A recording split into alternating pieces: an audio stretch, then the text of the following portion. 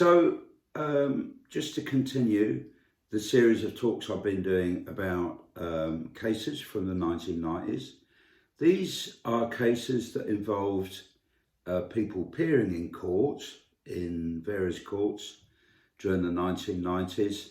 I've altered names and some of the details to disguise all the different people involved. But they're based on real cases that occurred in the 1990s, and there's a whole selection of them. So basically, these people had to attend for interview with me, and I had to prepare a pre-sentence report to assist the court decide what would be the best sentence in each case. Now,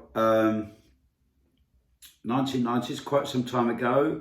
I kept a diary at the time, but reflecting back, of course, sometimes with hindsight, my opinion might change a bit on what I should recommend. And today I've got a case a bit like that, where all these years later, I'm wondering if I did actually make the right proposal to court, but we'll talk through that. Quite an interesting case today. It involves harassment.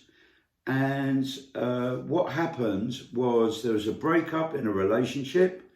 The defendant was 18 years old and the victim was 20 years old.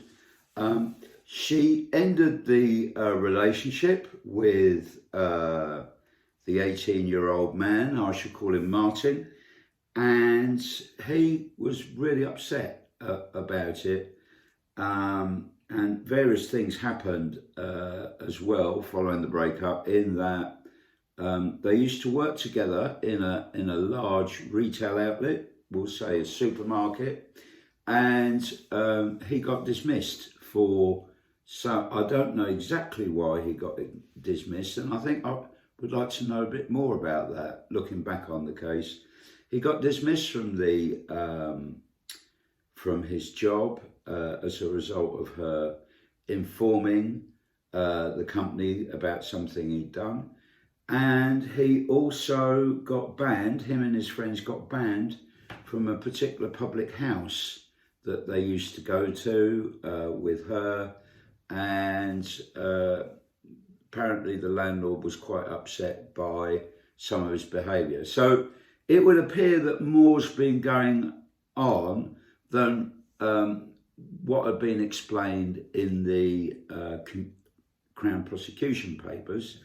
And sometimes you only get a partial story. So we've got the victim's account. So what this lad did was, this was before the days of the internet, back in the 1990s, but you've all heard of sexting and things like that, where people are posting videos without permission, or photographs without permission, and it's quite a terrible offence. So this is a sort of precursor. This offence, what happened was, this young lad had explicit photos of his former girlfriend, and he printed them all off on A4 paper, and him and his mate posted them up in the pub that he'd been banned from, put them in the gents' loo and places like that, and posted them up around the staff room and around parts of the store where they used to work together. And, you know, these were private photos that he did this without permission. And immediately this, you know, it's very vicious and nasty behaviour to do that, and quite inappropriate.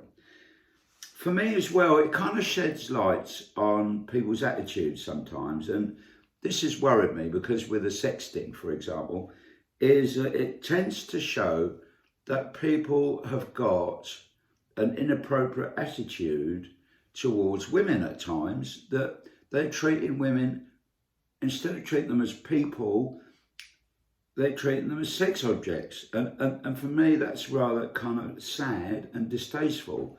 And I don't really see the point of these images. You know, what is the point of it? What is more important is the relationship between two, that it should be mutually respectful, it should be loving, kind and supportive, and purely images, you know, for me, it's a no-no. And unfortunately, there's been a lot of sexting going on amongst young people at school age, and to distribute pictures of underage people is against the law, you know, and there have been cases of schoolboys circulating pictures of girlfriends around school, you know, naked photos or whatever. And it's just awful. And I would encourage people not to engage in this sort of thing. So the victim asserted that he had threatened to do this very thing if he ended the relationship, if she ended the relationship with him.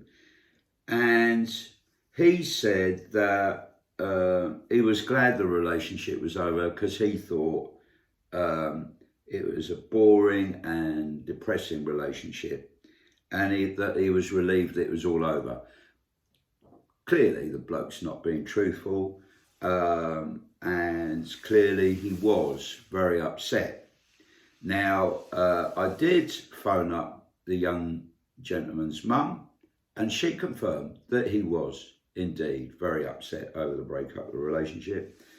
She felt that the girl being 2 years older than him was a bit of a problem, that he was out of his depth with her, and she was a bit trying to blame the victim, I think, rather than her son.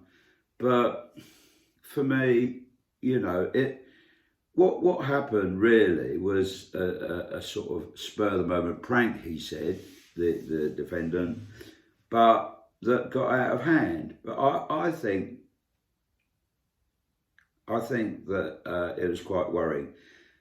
So what kind of happens really often with these court cases, and it happened in this case, is that there's a huge delay between the offence happening and the matter appearing in court. And very often it's because the criminal justice system's creaking, it's insufficiently funded, and so cases are appearing at court very much later than when the offence has occurred.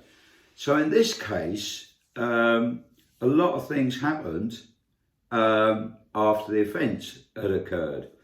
And in some ways, it can be a good thing. So what had happened to this young man was he went to a grammar school and he did really well. He got 8 O-levels.